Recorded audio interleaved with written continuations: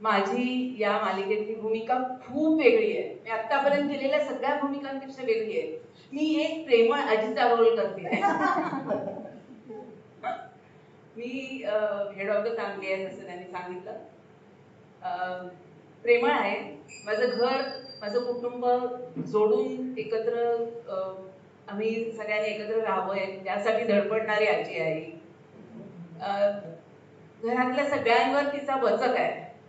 तिच्या पद्धतीने ती सगळ्यांवर नजर ठेवून आहे. गाडीसारखी नजर आहे तिची. घरात काय चाललंय तिला सगळं माहिती असतं. पण तरीही ती खूप प्रेमळपणाने सगळ्यांची वागते, सगळ्यांना सांभाळून घेते, सगळ्यांपर्यंत पोचण्याचा प्रयत्न करते. प्रत्येकाचं आपापलं एक काहीतरी गोष्ट आहे, प्रत्येक जण आपापले व्यक्तिरेखा आहे ती कशी त्या आजीबरोबर वागते आपल्याला मालिका सुरू झाली की कळेलच.